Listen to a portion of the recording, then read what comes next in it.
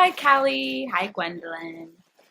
I don't know what's going on with my hair. It's supposed to be a braid, but it's like a mess. Also, I'm recording on my computer instead of my phone, so the sound and the audio, that's the same thing.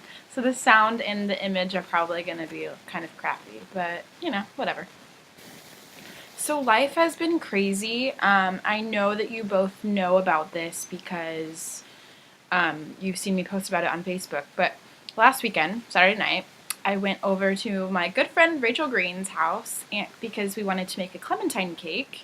We love The Secret Life of Walter Mitty, which is a movie that if you haven't seen, you need to see it because it's so darling and inspirational. Right after we put the cake into the oven, I get a text from Alex's mom saying that his lung had collapsed and that they were taking him to the hospital. So a collapsed lung is called a spontaneous pneumothorax, which is basically something that happens a lot to tall, skinny guys. Which Alex is very skinny. So we're at the ER and they put a little tube in his chest and all this little like box thing, and it basically like punctured a hole into his chest to go down to his lungs so that his lungs can like breathe to full capacity because his left lung had collapsed 25%. Which might not sound like a lot, like, oh, 25%, that's not that much, but like we're very used to having both of our lungs at 100% capacity. So, when it collapses 25%, it's kind of a big deal. So they put this box on his chest and sent him home, and we just thought that he was gonna recover slowly but surely, like he had the last two times. But when he went for a checkup appointment with a pulmonologist a couple days later, the pulmonologist was like, okay, it's time that we fix this. So then the day after the pulmonologist suggested surgery, he had surgery on his lungs. He had lung surgery on his lungs. Lungs. Obviously, the surgery went great. Everything was perfect, and I'm not gonna like go into like a big long explanation of it because it's like, I don't know, I don't like listening to medical stories, so I'll spare you all the details. But he was basically in the hospital for a week, recovering slowly but surely. So someday we will tell our children, your father and I had our first night together in the hospital. Not very romantic. Speaking of our future children, we also decided that we're going to tell them that like all of the random scars he has from this surgery he got when he was saving the lives of orphan children. And then we're going to look at our children and be like, did you know who those orphans were? You. Because he's back at home recovering, which makes him happy. We marathoned the entire last season of How I Met Your Mother, which was fun. Throughout this whole process, I realized that I am not as like squeamish as I expected myself to be. Every time the doctors or nurses would come in to like give him a shot or take his blood or put an IV in or like take a tube out of his side and then sew it up, I was just like, show me, I want to see. It was so weird because I just expected myself to be grossed out, but I wasn't. I was just so intrigued. Besides Alex's lung news, I had a great Christmas break. It was surprisingly productive, which is always good. I definitely did watch a whole lot of Gilmore Girls and Friends and Parks and Rec and How I Met Your Mother, but I also got a lot of other stuff done. I invited all of my bridesmaids to be my bridesmaids. I painted these little kind of like cartoony mermaids on these cloth scrolls.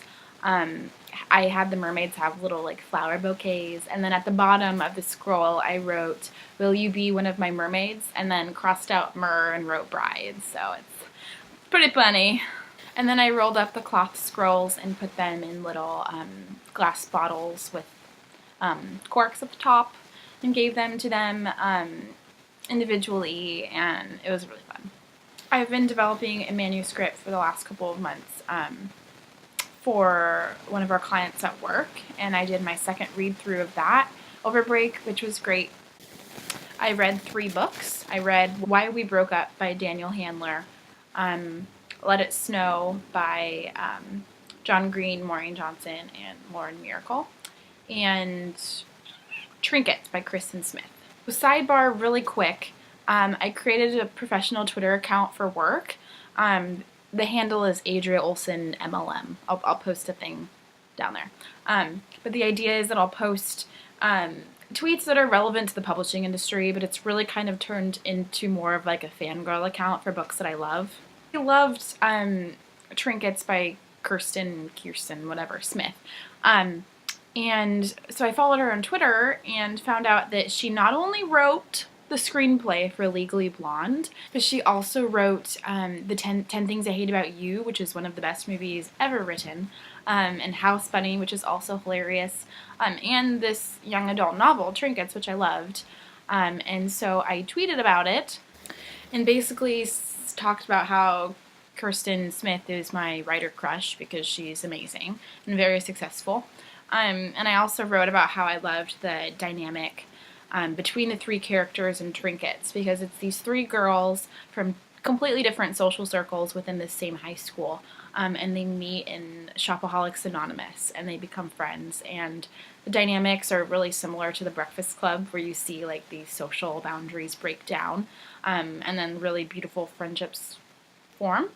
And so I tweeted about that, and she tweeted back to me and said, "Thanks, Adria," to one tweet, and then XO to another tweet. So I fangirled for like ever when I saw that, and I was really excited.